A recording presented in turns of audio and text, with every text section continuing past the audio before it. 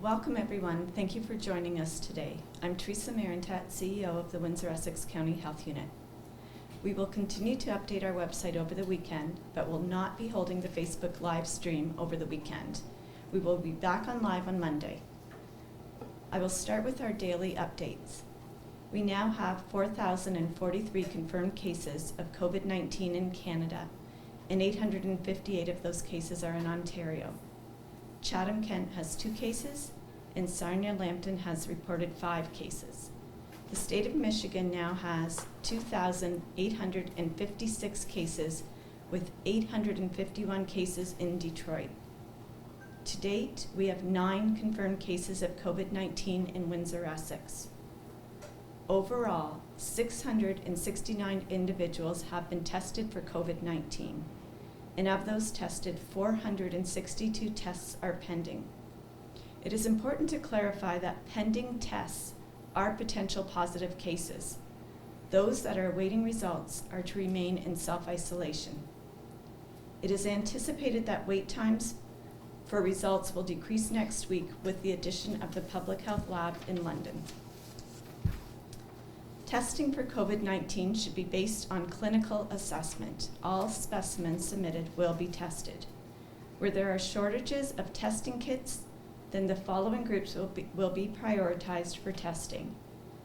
Symptomatic healthcare workers and staff who work in healthcare facilities, symptomatic residents of long-term care facilities and retirement homes, hospitalized patients admitted with respiratory symptoms, symptomatic members of remote, isolated, rural, and/or Indigenous communities, and symptomatic travelers identified at a point of entry to Canada. Please continue to visit wechu.org for the most current information and updated case counts. Travelers who have traveled outside of Canada in the past 14 days are required to self-isolate for 14 days. Any returning traveler who presents with symptoms upon arrival in Canada will be placed under federal quarantine orders.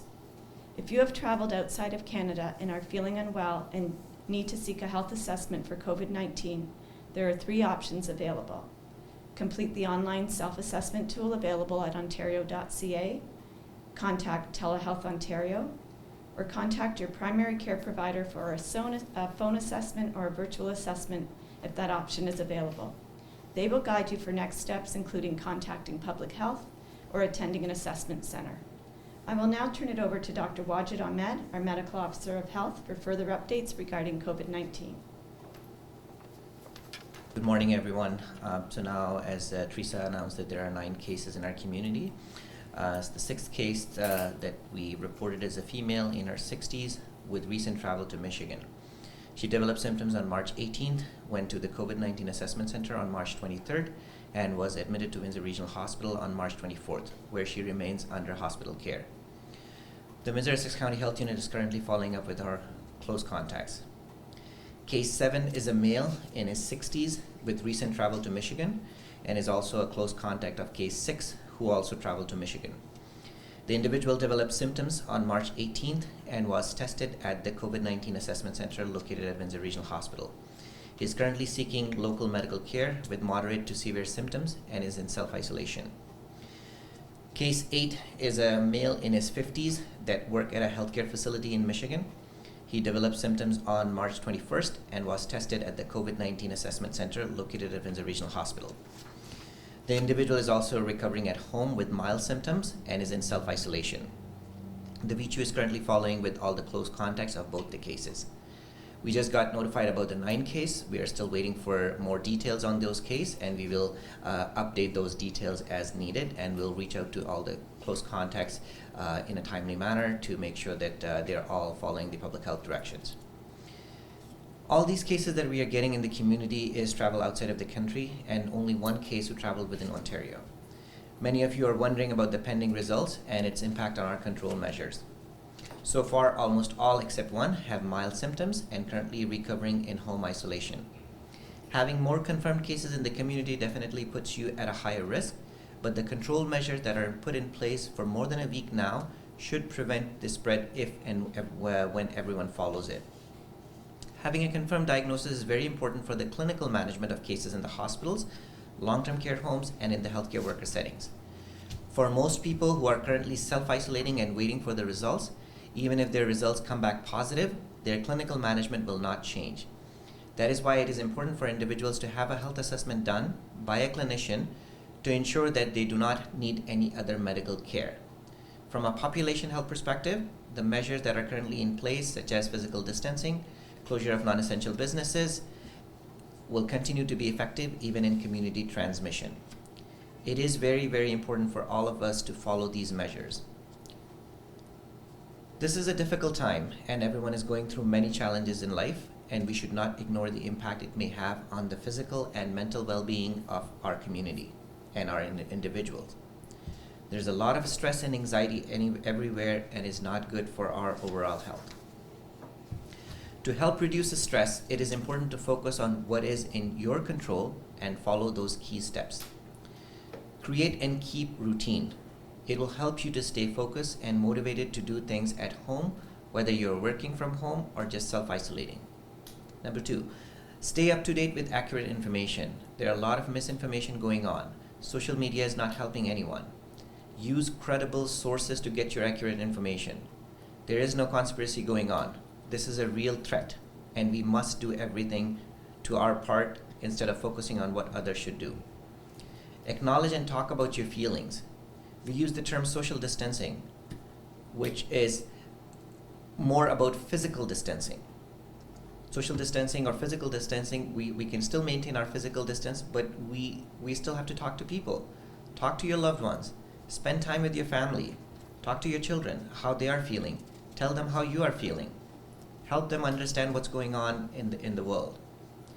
Get outside, even if it's only in your backyard. The outdoors and fresh air are incredibly important for our mental health. If you can bike or run outside, it is great. Please make sure you're maintaining your physical distancing when you're out. Do not touch your mouth, nose, and eyes when you're outside. Wash hands immediately when you return home.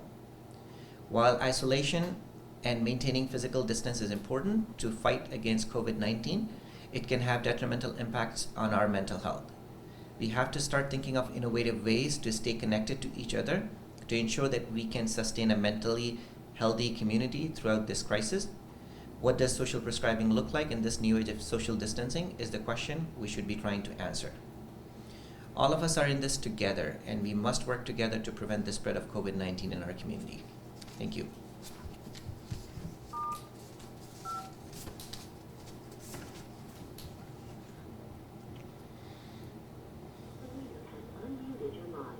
We'll now take questions from the media. We'll start with CBC. Hi, I'm wondering, now that we have one patient in hospital, how does that change things at all in terms of protocol at the hospital? Does it change anything? Can you speak to that? If someone is in the hospital, so that means they are needing medical care, which could be important from the clinical management of that case. And from a hospital perspective, obviously ensuring that this person is under isolation and following all this personal protective equipment protocol that they need to, and making sure that this person, if needed, to require critical care, require intensive care, they can be provided with that care. It does escalate the risk for that individual, but from a community perspective, the community risk stays the same. And anyone who is in self-isolation, if their symptoms worsen, it is time for them to contact their healthcare provider, talk to the public health to see if they require any further assessment. Most people who are infected with COVID-19 have mild symptoms, and this is the case around the world. Most of them would not require any medical care other than just self-isolating and symptomatic management. So from that perspective, for the community, it still stays the same. For that particular individual, their hospital needs or their clinical needs are met at the hospital. Just as a follow-up, yesterday we heard that there were 50 possible cases being treated in hospital. I'm wondering if that number remains or if that has gone up today. So let me just clarify. Anyone who is in the hospital who have any kind of acute respiratory failure type situation, they're automatically tested for COVID-19. For the risk of COVID-19 or any particular risk those individuals are, they are pretty much at the same risk as anyone else. Being hospitalized or having that urgent need definitely puts them at a higher risk of developing more severe consequences. So those 50 individuals that are in the hospital, they are tested based on their clinical presentation, not based on any other high risk than any of us have. I'll take a question from Okay, thank you. the Windsor Star. I'm sorry, Dr. Ahmed, if you could just expand on those 50 patients at Windsor Regional Hospital. You spoke with David Musche. He said he's been told by colleagues in Michigan of false negatives with test results. Those 50 patients, they had to be retested because the results from Toronto were taking too long. How likely is it that the number of confirmed COVID-19 cases will increase sharply within the next 24 hours? Well, we have number of test results that are pending, and it could go either way. We can all have all of those test positives. We can have all of those negatives. So it's hard to say that how critical it is. Yes, we need the results from a clinical management perspective, as I mentioned. For anyone who is in the hospital whose clinical management may change depending on what their diagnosis is, we need those results. And I think it's getting the results early on those individuals who are sick and are hospitalized is important for their clinical management, and we will be looking at that. From the severity perspective, yes, their clinical management would change if they have COVID versus if they have someone else. So I think it really depends on their clinical situation, what they're going through right now. Just a follow-up question on a separate topic. You were talking about misinformation and social media. There's a video on YouTube by a general physician from Grand Rapids, Michigan.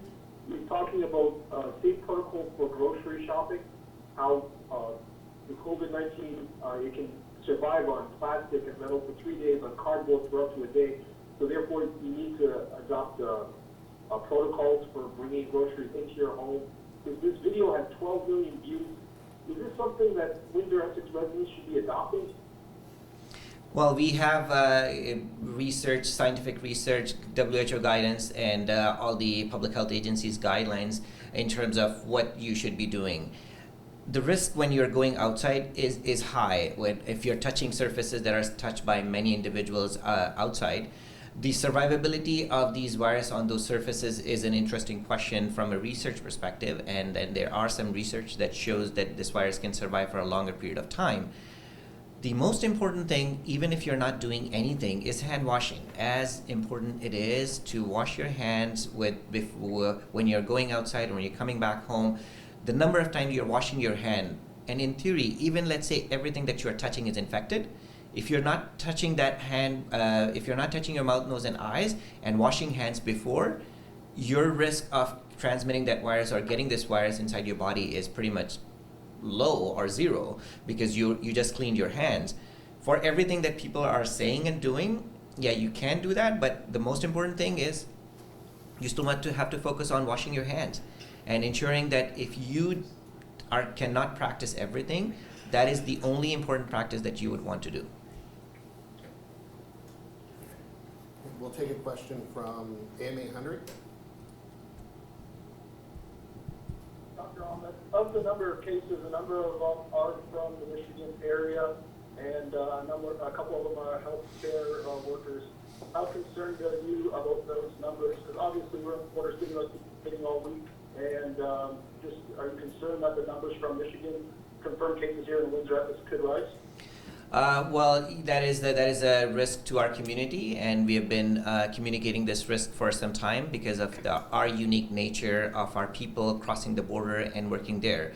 And as I said earlier, many of them are providing essential services, essential care of the people who are in Detroit and who need that support.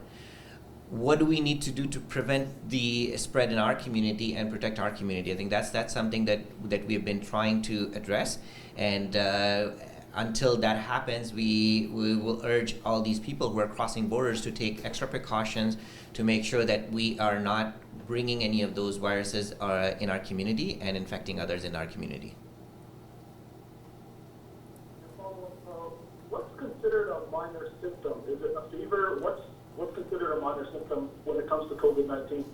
So most symptoms you may see is just mild cold, like the cough and fever, which people may have typically for a few days without getting to the point of them having any difficulty in breathing, any chest tightness, any fever that is not going away despite taking Tylenol, or it's coming back frequently. So those are all the indications that the symptoms are getting worse.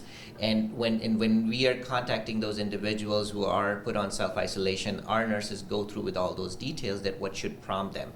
But anyone who has these mild symptoms, any difficulty in breathing, that should be a trigger for them to seek any kind of medical care, contact public health, or contact their healthcare provider. CTV? Thank you. The city announced that they'll be suspending Transit Windsor starting on Sunday. Given that a lot of people use public transportation, but also the concern about community spread, did you feel like that was the right decision? Well, I think every decision that are currently being made, we have to weigh the risk and benefit of those decisions. People taking transit, if they're not maintaining social distancing, if they're not washing their hands as they should, there is a risk that they can transmit it to other people. But on the other hand, you have to also recognize that not everyone have access to a vehicle, a car, and they rely on public transport to go and get their groceries, get their medicines, get their supplies, whatever they need, get to work in some of these places which are also essential services. So I think the overall risks and benefit, we have to try to look and mitigate those risks. Some of the risks that we can mitigate is by asking people to follow those behaviors and washing their hands and maintaining social distancing, physical distancing as much as possible. And on the other hand, from the transit side, I think there can be done. We can do more about those environmental cleaning to ensure that all those touch surfaces and places that are in the transit, it can be cleaned to ensure the safety and well-being of our community. So any decision that are currently being made, we have to look at the risk and benefit of this. This particular decision, it may have an impact on individuals who may not have their own personal vehicle. Okay. And then windsorite.ca, any questions?